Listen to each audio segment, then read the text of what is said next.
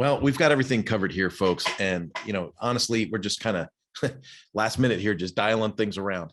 I was using a tool called Prime Meet. Prime Meet is a webinar services software, and I had downloaded that and had set that up.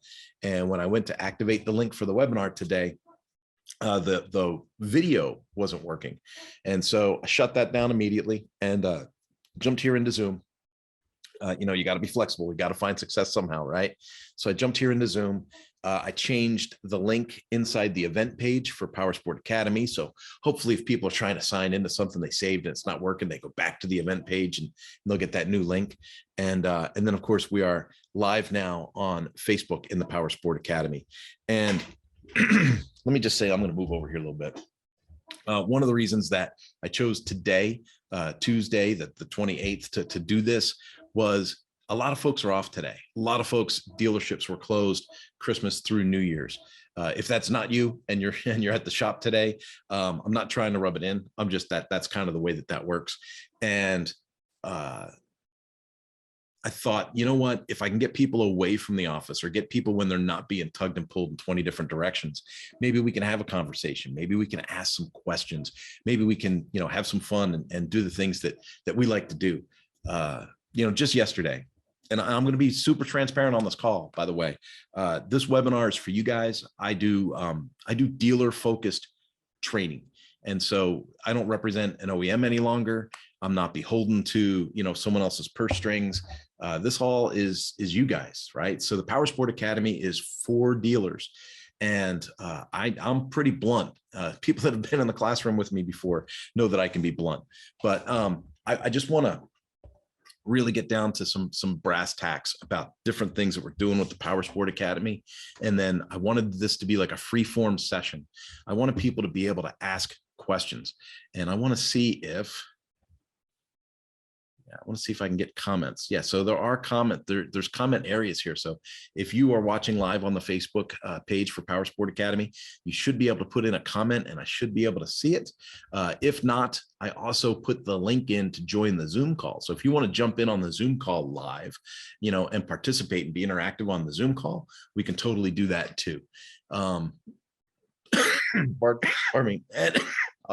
More piece of honesty. I don't know if it's Omicron or flu or allergies or what, but I am under the weather.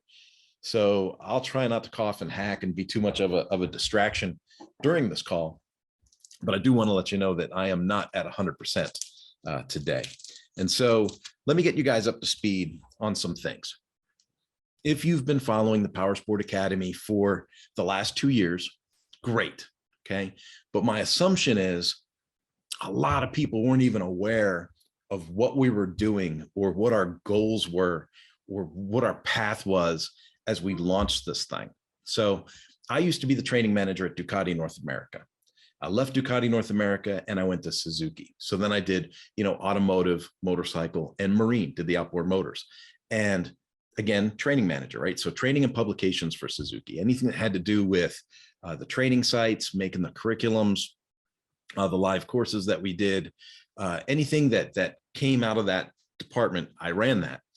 And it gave me a wonderful, wonderful perception of, hey, how do OEMs really view the dealership? How do OEMs, manipulate's a bad word, but how do OEMs communicate in a way that gets their desires handled?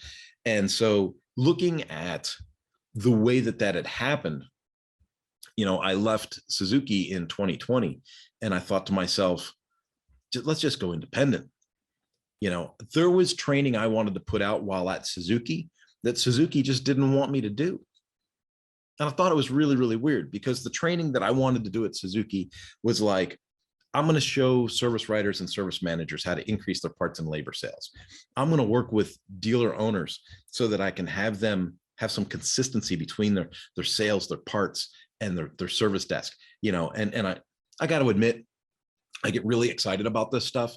And so in a corporate environment that's more conservative, a conservative Japanese company, you can only imagine, I go into these meetings and I'm throwing up presentations and I'm going, we can kick it in the ass. We can do this. We can do that.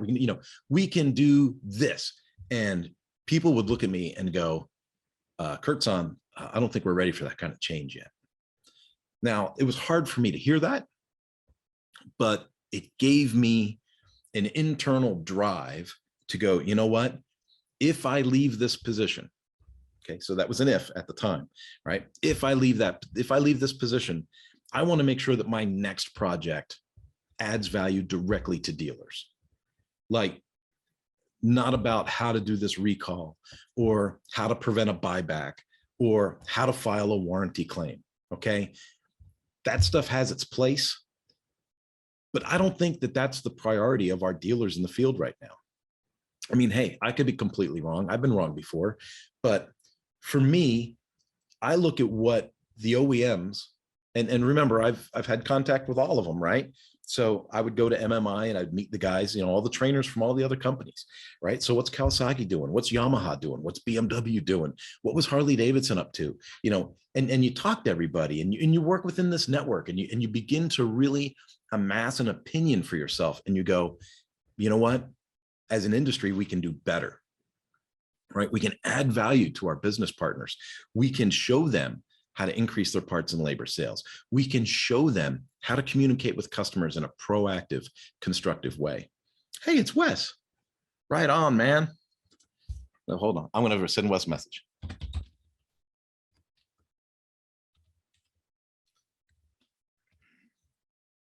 And so my level of passion for helping the dealer directly, quite honestly, just didn't have a place in the OEM market, because let's face facts. Even if we think of, and what I'm going to say might kind of blow your mind a little bit here, but when you think of Honda, Kawasaki, Suzuki, Ducati, BMW, when you think of these big names, these big brands, we think of them, most people think of them as manufacturers. But if we are real with ourselves, if we really identify what's happening, they're manufactured at a parent company somewhere else, okay? The people that you are dealing with as a dealer in the United States are not manufacturers. They are wholesalers. They're distributors.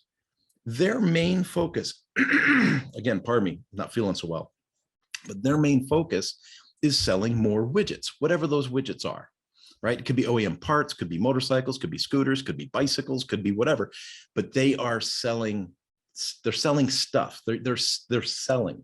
So they're not truly manufacturers in the way that we think about working directly with a manufacturer. You're working with a wholesaler. So as a training manager working for these companies, I worked in a division that was wholesaling. So the focus was always on sales, was always on how to get things to make more sense for the OEM from a distributor point of view. How do we get the dealers to take on more product? How do we get the dealers to fix their product first? How do we get the dealers to, you know, proactively prevent buybacks? How do we get the dealers to, right? And it just goes on and on and on. I think about my time at Suzuki, and a lot of my focus at Suzuki for the last year and a half, 2 years I was there, was how do we get the dealer to do more WR recalls, which is the front brake master cylinder recall that you guys may have seen. And so that was a focus. Well, if the focus is on how do I get dealers to do more recalls, how in the world am I adding value to dealers, showing them how to increase their parts and labor sales? I'm not. So when I left Suzuki, I knew that I wanted to be independent. I knew that I wanted to have the Powersport Academy would service dealers, help them directly. Okay. Also, I'm not a 20 group person. So a lot of people, a lot of dealer owners, if you're a dealer owner and you're signing into this webinar, you're watching the replay, you're going to hear people say a lot like, oh, well, that's a 20 group, or that, you know, I'm in a 20 group, or, you know, my 20 group does A, B, and C. I don't do 20 groups. Here's the deal. People that have taken my classes before, especially the service writer classes, they recognize that I teach in a much different way than other people in the industry. So it's been very difficult for me to tell people, hey, this is what the Powersport Academy does, because it's off the beaten path. It's not what people are expecting, okay? I focus primarily on communication and leadership. If we can fix the communication at the front counter with your customers, and we can start building a relationship instead of transactions, we will multiply the transactions. Okay, listen to what I said there. If you focus on the relationship instead of the transactions, you will multiply the transactions. The more that you recognize the person and the more that you build relationships with others, the more that you're going to grow demand, and that will multiply your transactions. Okay. The next thing is communication from the front counter to the shop, because so often in these shops that I visit, there's a broken sense of culture between the service writer and the technician, or the lead tech, or the lot guy, the service porter, whatever you call them at your store. And so, I started looking at how people are bringing staff in and how they're onboarding staff. And I'm going, wow, looking at communication and leadership, we can fix a lot of these internal culture issues. And once that internal culture is restored or built, then, only then, can we begin to look at processes and procedures that grow efficiency, effectivity and productivity with technicians. Okay. I can't tell you how many times in a week I'll get a message that says, hey, Kurt, everybody in the industry. I'm just looking for an A-level technician. I need to hire an A-level tech right away. Okay, sure. Every dealership wants to hire an A-level technician. If an A-level technician showed up on your doorstep and you owned a dealership, if you didn't give that guy a job, you'd be a moron, right? There are so limited opportunities in bringing a really skilled technician into your shop right now. We are on an unbelievable, Wes is one of them. So Wes is here in the comments, and he's one of those skilled technicians. Last I heard, he was out in New Jersey. Great guy, right? But this is one of our problems in the industry, is that when I'm talking to dealers, I'm talking to dealers and they're saying, hey, I just need to hire an A-level technician. And I say, okay, well, what steps are you willing to take to try and build your own? What mentorship program do you have in place? What pathway of growth do you have for your entry-level technicians to grow in their abilities? And then we start having these conversations. A lot of dealerships, they feel like, well, I'm just a small company and I don't have all of these opportunities, and I don't have well, you have to create those opportunities, and we have to find a way to make that happen. And so I talk to a lot of dealers like this, or a lot of dealers that say, hey, do you know an experienced service manager? We need someone to come in here and fix this place. Well, that's a double-edged sword, especially when you're talking to a trainer like me. Lots of times you're going to talk to me about an experienced service manager, and I'm probably going to tell you that you don't want that guy in your shop anyway. A lot of guys that have been doing this for a really, really long time, and it's just because of the nature of our industry, they haven't invested in the personal development over the last 20 years to really pick up those nuances of communication and leadership. So you might think you're hiring an experienced service manager, and you bring them in, and next thing you know, your culture is really taking it in the rear end, right? Imagine, and this happens when you try and hire that A-level technician too. If you talk to Lonsky and Associates, or I think they're called V20 now, you pay $70,000, $80,000 finder fee to get a master technician to work in your store. Even if the guy's a master technician, when he shows up, okay, if it doesn't fit the internal culture, if there's not proper onboarding done, if the communication doesn't square up between him and the rest of the team, it becomes a disaster. It becomes a liability instead of an asset. And so there's so many things that we need to consider when we're talking about growing your business and helping you with parts and labor sales. So I was really hoping that I would open up this webinar and that people would jump in, because it's a weird time, right? It's the Tuesday after Christmas.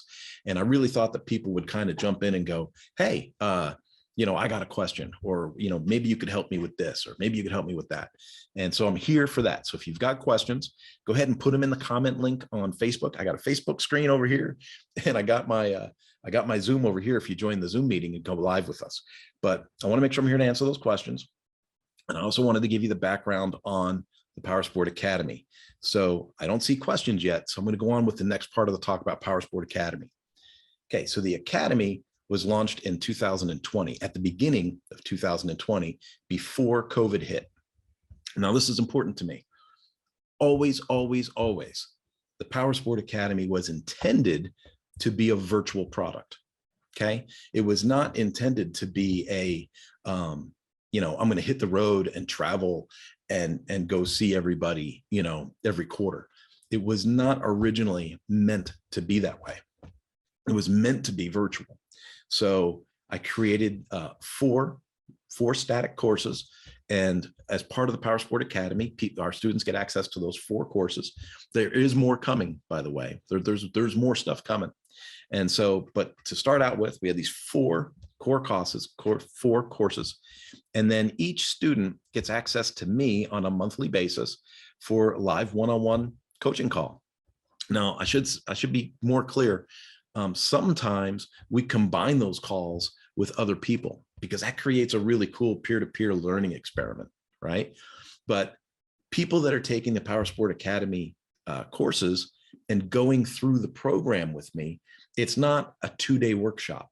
For instance, when I worked at Ducati, I did a service writer, service manager course there that lasted 2 days. When I worked at Ducati and dealers would come take that course for 2 days, the average dealer saw a 47% increase in parts and labor. Okay. And that's with a 2-day workshop. With the Powersport Academy, you're getting much of the same kind of content, but you're also getting access to me for the whole year, right? Every month we're getting together. And during that month, I'm sending you an email saying, okay, here's your homework for this month's meeting. Okay.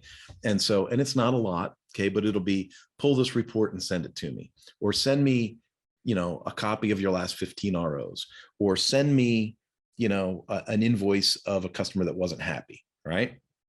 And so when we get on the phone or Zoom, we do these live one-on-one coaching calls, and I go, great, let's take a look at this repair order.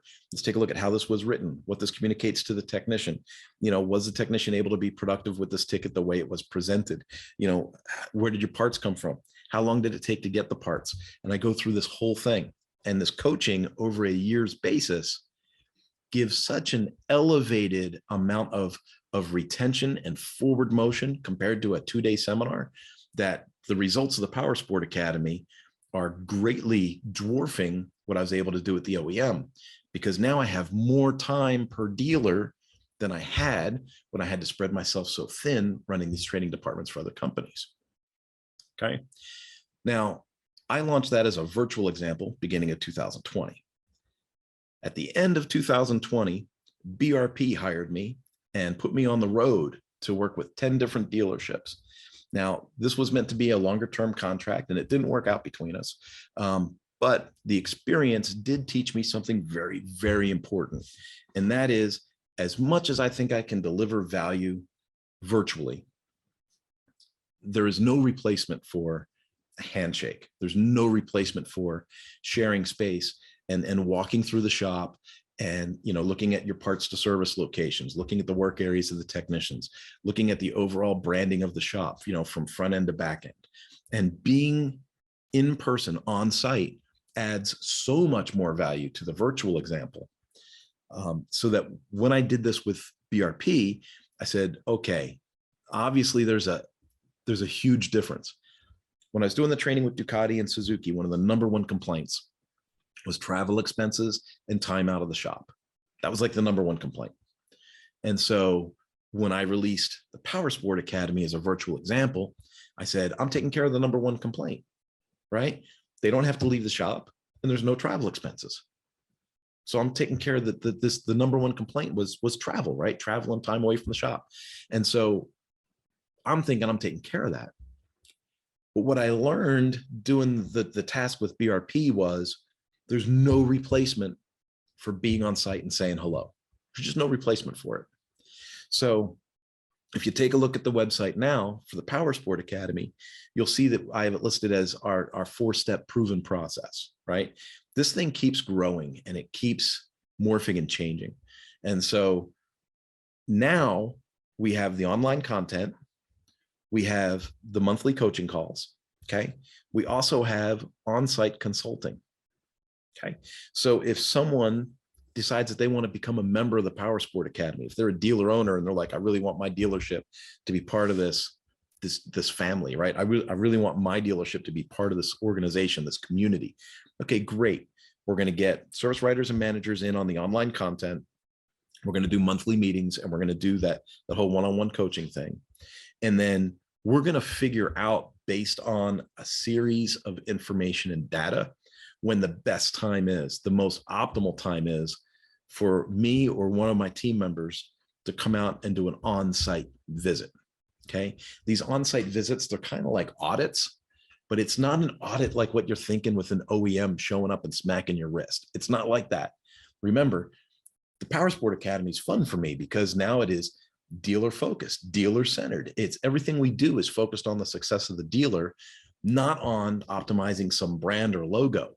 So it's really awesome to be able to work with the dealer directly and go, okay, what are your top 3 pain points and how can we attack that?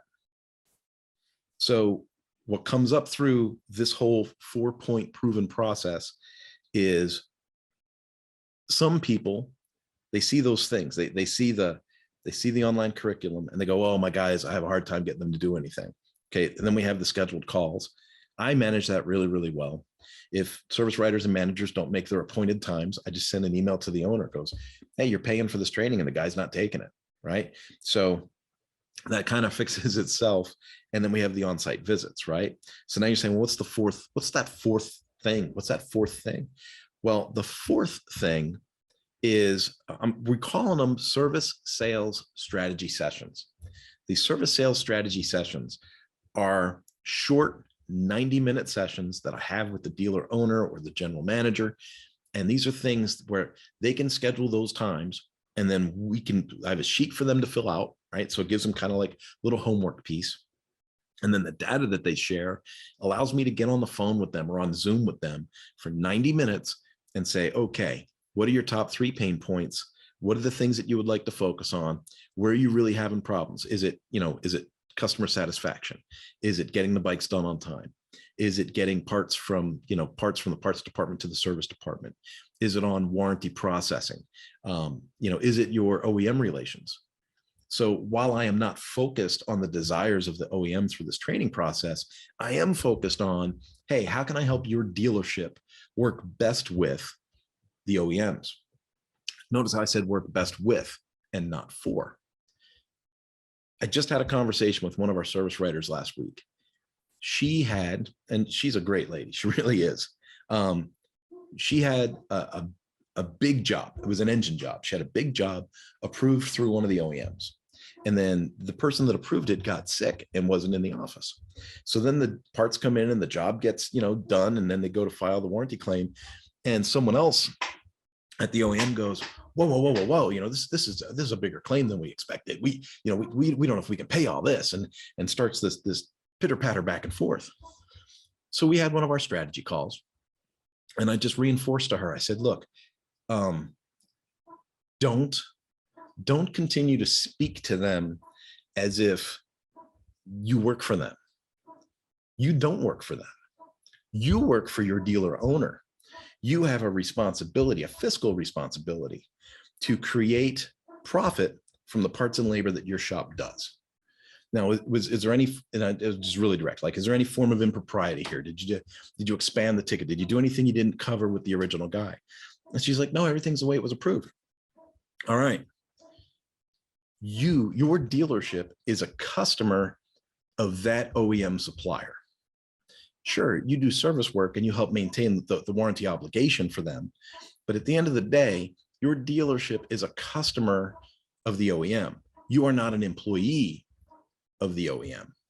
And so when you can fix your position in a relationship for communication, you're able to get the results that you are supposed to get, right? So we had a little bit of coaching, what to say, how to say it, and boom, I got with her 2 weeks later on another coaching call. And I said, hey, tell me how that went. And actually, it wasn't her. It was her boss that I was talking to. I said, hey, I just want to double check. How did it go with that ticket? And he goes, oh, it's done. It's paid for. It's reconciled. Everything's good. Right? All the coaching you gave her worked out. And that's because I've worked on both sides of the table. I've worked at the OEM, and I've also worked at dealers for a couple of decades. And so I understand firsthand what it's like for service writers and service managers, but I also understand the obligation that the OEM has for them in order to be a customer in good standings. Okay. And I say that the way that I say it on purpose, right? As a dealership, you want to be a customer in good standings with the OEM. So you have to work with them. Okay. But you're not working for them. So hopefully I make that really, really clear, but that's a big part of the training that we do. So all the phases that we've taken in the last 2 years have been pretty cool. We did a proof of concept first, right? And that was, I had a couple of dealers come in, try the system out for free, make sure that things work, right? Does the course work? Do the quizzes work? Do the activities and assignments work? You know, does what I built, does it work? Because I build my own websites, right? So it's not like I've got an IT guy to yell at. So if something's wrong with it, I got to know that I can fix it. So we did the proof of concept. Then we opened it up for, I'm going to call it introductory pricing. I wanted to say, okay, I've got this product that works. I know the product is solid. I know it's the best service writer training material in the country. I know it's the best because I've seen it work where I've done it in other places, right? So I know that it's the best. And so I go, okay, proof of concept worked. Now can we sell it? And we did. We ended up selling a few spots. And I was like, okay, so it can generate income. So it works and it can generate income. So then that was like phase 2. But then I started asking people that were in the system. And I said, hey, you know, I noticed you're not doing the courses as quickly as I thought you would, or you're not, you know, what's your feedback on this? And a lot of the feedback that I got, because originally this was all done under the Mañana No Mas name. In fact, you can see the sign up there behind me still, right? And so a lot of this, oh, there it is over there too. Over there's Mañana Mas. So originally, all the fixed operations material that I do, fixed operations is service writer, service manager training, right? All of that was in Mañana No Mas, which is, you know, my core company website. And it was confusing because there's like 18 other courses in there. I'm really big on leadership, personal development, fitness, mountain biking, all that stuff. And so Mañana No Mas has like this really eclectic, kind of weird hodgepodge of content in it. I love it. But a motorcycle dealer is going to look at that and go, what are we doing here? I don't even know what I'm supposed to be doing, right? So that's why we went with phase 3 and we launched the Powersport Academy. It's its own separate website. And quite honestly, I don't think a lot of dealers want certificates hanging on their wall that say Mañana No Mas, right? Because a lot of people don't even know what that means. So now it says Powersport Academy, okay? And so for the last year, we've been doing, you know, we went through the proof of concept. We made sure that it was able to generate revenue, right? So we made sure that our example worked. And then we made a very focused, you know, dealer only, motorcycle dealer only. Because originally I was talking to bicycle shops and RV stores, and you know, that probably, you think you can be everything to everybody, right? Because it feels like it's the same. So why wouldn't we do the same? And so originally it was an expanded market. And I said, you know what? I need to niche down. I need to really focus on the people that I love, the people that I know, the people that I want to spend time with. And that's motorcycle dealerships. And so Powersport Academy was born. Okay. And that was about a year ago. And we had a price increase. Okay. Because the content is really focused on dealers now, motorcycle dealerships. Right. And so by limiting the market to motorcycle dealers and being true specialists, I was able to generate what I thought was fair pricing for what that is. So now here we are. We're coming up at the end of 2021. And this all virtual example, it's making good progress. And we've seen really good results. But I know that I need to hit the road. I know that I need to go see my top 10 dealers. You know, and I say top 10, in reality, it might turn into top 20 or top 25 dealers. So when I traveled with Ducati, I got fat. If you guys remember, if you're a Ducati dealership and you saw me in training, I wasn't fat when I started the job, but when I finished that job, I was fat. And I lost about 60 pounds when I went to Suzuki. And I got back into mountain biking and being fit, right? And so when I travel, I don't want to do airplane, hotel, rental car, restaurants, all that stuff. That lifestyle, that jet set lifestyle, while fun, really affects me physically in an adverse way. and mentally too. I mean, let's just be honest, right? If I get up to 250 pounds and I have a hard time walking up a flight of stairs, I'm not in the best frame of mind. Okay. So I decided to do this camper van thing that you guys have probably seen on the social media channels. And we bought a SWAT truck. That's cool. It's got the emergency lights and everything. But we bought the SWAT truck. I'm in the middle of converting it now. And we're taking the first trip, third week of January in it. We're going to Las Vegas for the AIM show. And so, what do we got there? Oh, it's Wes again. Oh, right on. Wes is like, I'd love to have you out there. Okay. And so we got this travel van. So me, my mountain bike, maybe my son at times. My son's growing up into a really cool kid. He's racing motocross and everything. So it's great. So this van becomes like our race support vehicle. It's my travel vehicle to get out and about. We've got dealers in North Carolina, Virginia, Texas, California, North and South. I know I've got people in Idaho that I need to go see. I don't actually have dealers there yet, but I'm sure that I will. And Arizona is looking pretty positive. So to go and see people physically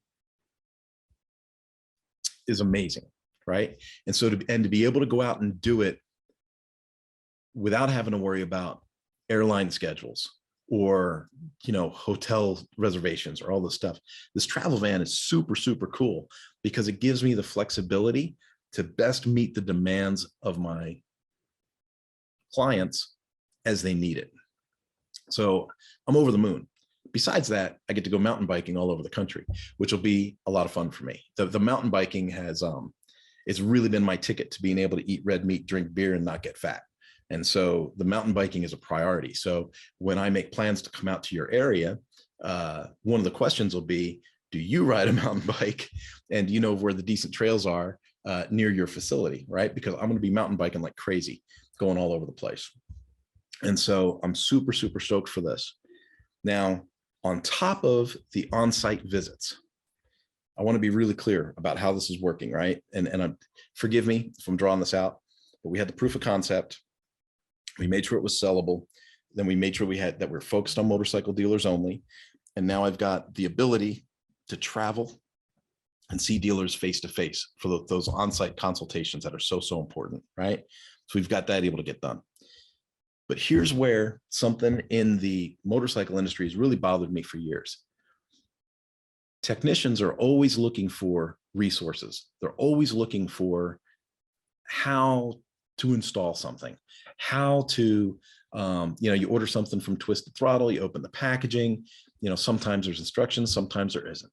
And that's not a bash against them. It's what I've seen in the past, right? We are expecting technicians to use their critical thinking and go, oh, this is how this works. I have a friend that has a handlebar company. In fact, his handlebars are on my kid's race bike right there. But his handlebars aren't sold through like Tucker Rocky and Parts Unlimited. His handlebars are sold direct, right? And so when you go to do it, you're not saying, hey, I have a 2008 CRF 250 and I want replacement handlebars for that. What you're doing is you're saying, here's the diameter, right? So here's the diameter of the bar. I want a tapered fit. I want this much of a rise, and so you're looking at very specific things to order these handlebars. But let's face facts. How many service writers or parts managers, I got to say this in a way that's not demeaning. Okay. I say this over and over again. People at our dealerships aren't stupid. They're not stupid. They just haven't been invested in. They haven't been properly taught or trained. And so when I think about my friend with the handlebar company, I immediately think, well, dude, if you had an online course, now he's a small manufacturer. Does he have the money to hire a company to make an e-learning platform for him? No, he doesn't. Most companies don't. But what do? I'm an e-learning developer. Okay. So if I start working with some of these brands and go, hey, if we had a features and benefits course that would help service writers and parts people sell your product, Boom. And then we had a fitment course that would teach people how to order the right product, right? And then we had an installation course. And these are all micro learnings. They're all very short. And then we have that. Well, that becomes a resource that gets added to the Powersport Academy. When I named it the Powersport Academy, I named it the Powersport Academy on purpose. I named it knowing that I wanted to network with other manufacturers, brands, and vendors. I just knew that it was going to take time to get there. Okay. So the 4 core courses that we have in there now, I think are super, super solid for service writers and service managers. You know, we talk about the service sales funnel and how to dispatch work in a way that increases efficiency and effectivity and productivity for technicians. We talk about ways to invoice the ticket and ways to communicate with the customer when they pick up their motorcycle so that we increase our referrals and we build relationships. And those relationships, again, multiply transactions, which builds profit. The whole thing is about making profit. So, but the cool part is, oh, we're getting another message, I think. All right. And so doing all this has just been a super awesome, really cool way to go. How can we add more value to the dealers than what they could foresee? Like, I offer service writer and service manager training. If we look at this from a 5-year perspective, imagine if I have the training material in this website from 30 different companies. Well, then it becomes a giant resource for, you know, how do we increase our sales of these products? How do we increase our customer service ability with these products? And how do we install these products properly, you know, and maintain them? And if we can do that kind of like on a wholesale basis, we are going to change the way that people are consuming. We're going to change the way that dealers are getting people up to speed. I mentioned onboarding before. Onboarding is incredibly difficult to talk about at dealerships because every dealership is so different. Onboarding, if you're not familiar with the term, onboarding is like you hire somebody and then you want to get them up to speed as quickly as possible at your facility. Okay. And so, but each facility is so different compared to the next that it's really difficult to talk about onboarding in that way. But here's one of my ideas. One of my ideas is, what if we have a course on how to use Service Manager Pro more effectively? What if we have a course on, you know, the basics of Lightspeed? What if we have a course on the basics of DX1? What if we have a course on, and then at least at that point, there's kind of a central location where dealership employees can go and they can say, hey, you know, this might not have all the answers, but it'll point me in the right direction. And if they're members of the Powersport Academy, they've got one-on-one consulting calls with me that month anyway, where we can go over whatever questions they might have had during their onboarding process. And so it's really, really cool to be able to start gluing all that stuff together. Now, my last pitch for this, because I'm looking at the time, and I want to respect you guys. And I really appreciate Wes hanging out for the call. That's kind of cool that he's still here. AIM is coming up in January. So if you're watching this webinar or if you are watching the replay, I really want to hit on this. I will be at AIM. So I'm going to AIM, and my goal at AIM is to physically meet and shake hands with all of these people that I should know that I don't know. Okay. One of the famous questions that John Maxwell would ask would be, who do you know that I should know? And that's what I'm asking you guys today. If you are seeing this, I really want you to message me. I don't care if it's in Facebook, LinkedIn, an email, text me, whatever, but tell me who it is in this industry that's going to be an AIM that you think I need to meet. Who is it that I need to be in the peripheral of? And this is important because, you know, Vegas isn't that far from me. I live out in Southern California now, and, you know, I can drive to Vegas in hours. It's not a big deal. So I'm going out to AIM, and I'm going to meet and greet as many people as I can. Now, a lot of people think that I know everybody in the industry. I can't tell you how frustrating it is that everyone makes this assumption that I am more prolific than I am. I'm not. Let's be clear. And this isn't false humility at all. I'm a nobody. Honestly, I know a lot of technicians. I know a lot of service writers and managers.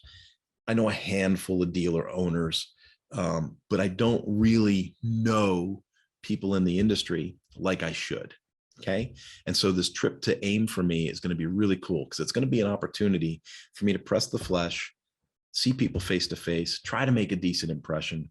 And then, of course, you already know what I want to do.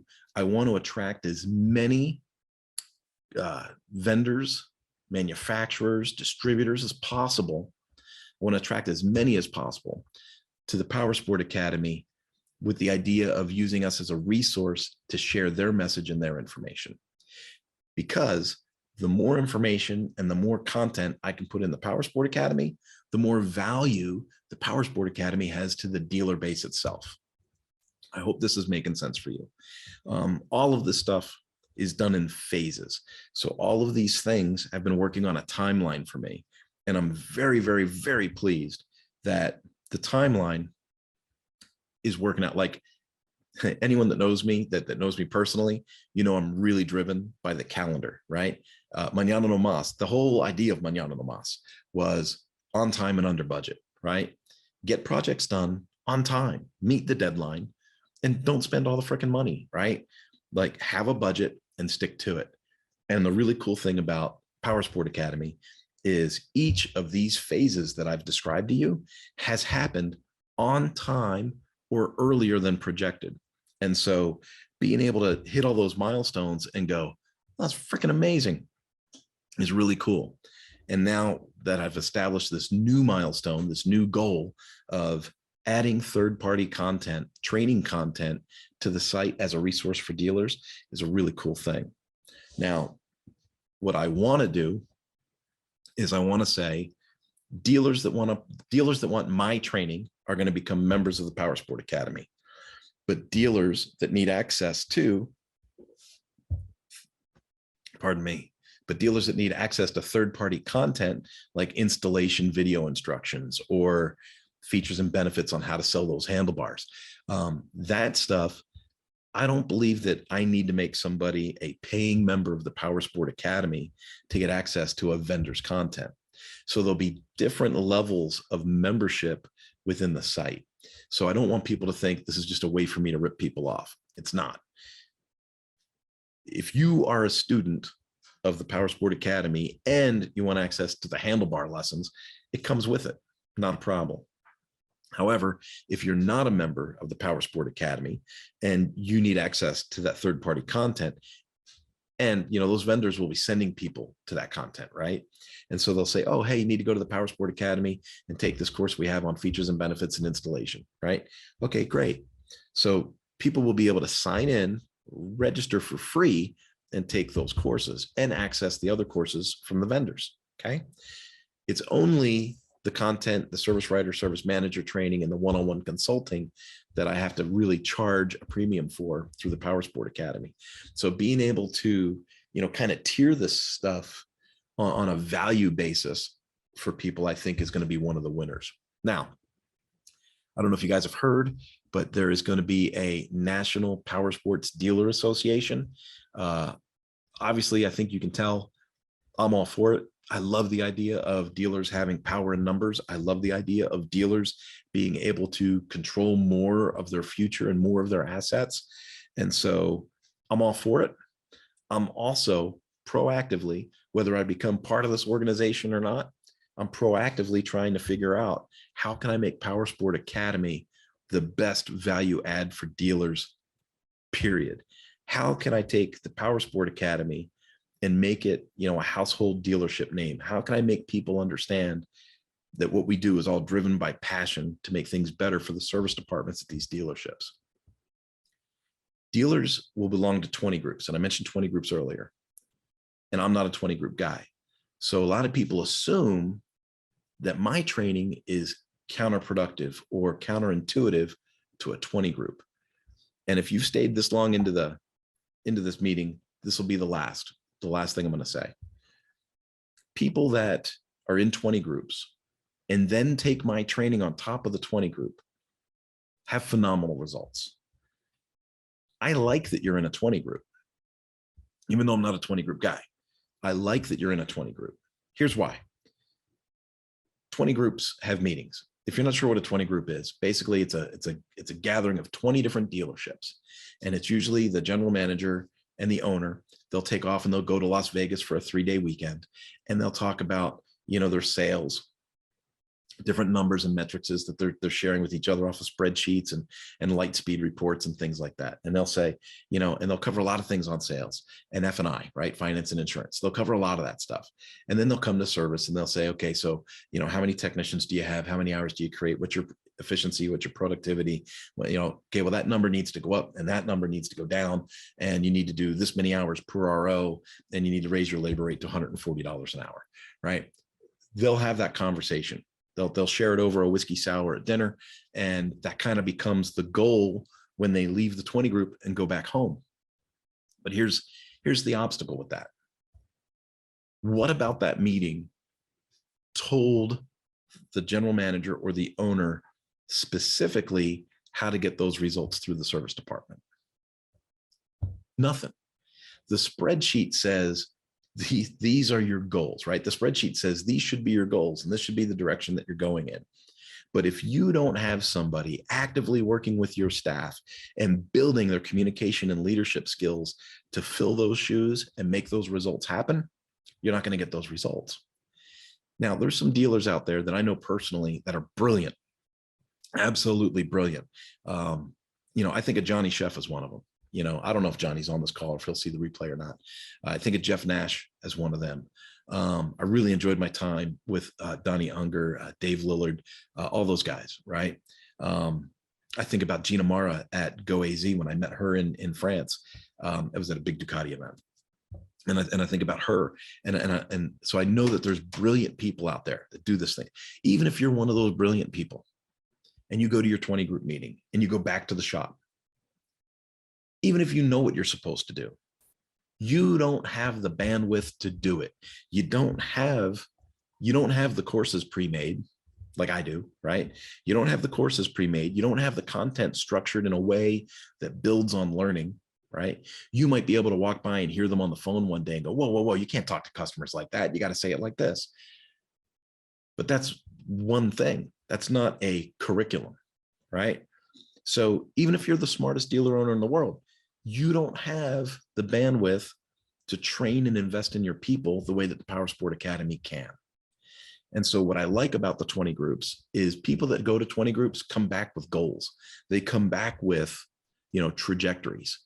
And then part of what the Powersport Academy does is I work with you directly. Remember those service sales strategy sessions, right? I work with you on your goals and I go, well, here's where you're at. Here's where you want to be. Here's the logical steps we can take with your staff. These are the milestones we'll try to hit by such and such a date for each milestone. And so within 6 months or 9 months, we should be able to be close to that trajectory that you're looking for.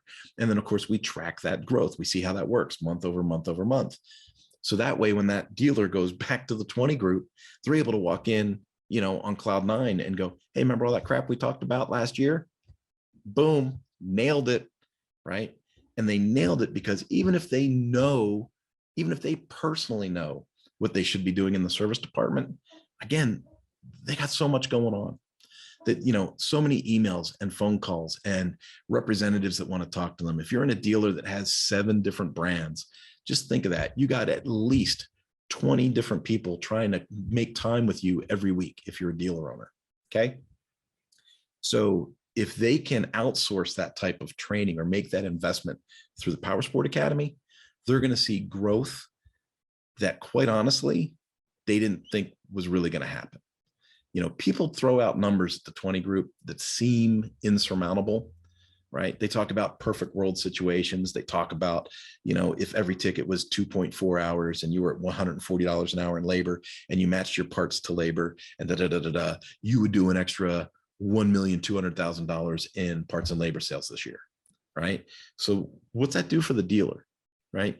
On one hand, he goes, I can make an extra $1.2 million. But on the other hand, he's thinking to himself, how in the world am I going to get 2.4 hours per RO? And how am I going to do that times so many ROs a day, times so many hours, times, right? It's not realistic. And so what we need to do is figure out, okay, what is realistic? And how do we take those steps to get your staff there without beating the staff up? How do we get the staff invested in the growth and make them feel positive about it so that it becomes a fun, integrated, success-driven experiment rather than cracking the whip and beating on people? Because here's a hint: cracking the whip and beating on people doesn't work. But when you can build communication and leadership and a sense of team and really get this thing working, it can be amazing. And I've got a couple of dealers right now that are just superstars with me right now. And I try not to mention them directly, right? Because I want to value their privacy. But I got one up in Northern California. I am just so blown away at not only the growth of the dealership, but the growth of the individuals on the team. I'm absolutely blown away from a guy who I think is in his 20s, to a lady who's my age, right? And I'm looking at the growth and the span and the interpersonal development and the growth of the business, and I'm blown away. And I know that we can do that with multitudes of dealers on top of that. So I'm super, super excited for it. So with that said, we are at the top of the hour. I want to value your time. I don't want to make this a complete sales call. This turned into a sales call. But if there's any comments or questions, now's the time. If you've got a comment, go ahead and throw it in there on Facebook. I'm going to hold for about 30 seconds. If there's a quick question, I'd love to answer it. Even if it's something silly like, what do you like better, DX1 or Lightspeed? It looks we've got a few people watching here. All right. All right. Well, folks, like I said, thanks for coming to the live. That's really, really important to me. When I schedule something and people show up, it really makes me feel good. Events are posted on the Powersport Academy page. So as I come up with more free webinars and more content, if you go to Powersport Academy, we have an events tab. If you click on events, you can come to these events. Most of the events that I hold are open. They're not just for members. Okay. Most of the events I hold are open. And then beyond that, you'll see the replay both on LinkedIn and on Facebook. I'll repost the replay. All right. Folks, I'm going to check the comments one more time. We look like we're good. With that, I'm going to sign out. Have yourselves a great holiday. I kicked it for Christmas, and I'm starting a new running challenge in January. So I hope this cold is gone by then.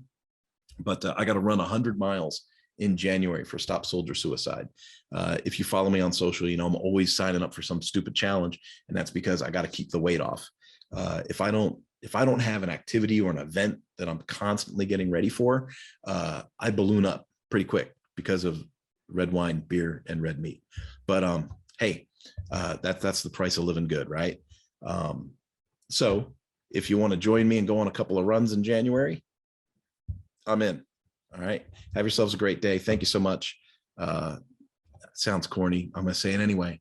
I love you guys. I really do. I like working with you. I like hanging out with you. I started with Ducati officially in 2013, but I had been training with them for years before that. And I really feel a kinship both to that brand and Suzuki and BRP, and my ties with Triumph, KTM. I love it. I love everything about what we do. And the more that we can help each other grow, COVID gave us all a second chance. Sales have been rocking. You guys are out of inventory. So with inventory being at a low, that's going to drive demand to the service department, right? People are going to be pulling stuff out and going, hey, this hasn't run in 3 years.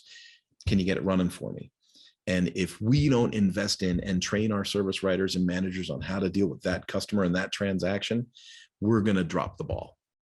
So that said, have a great one. I'll talk to you guys later. Bye-bye.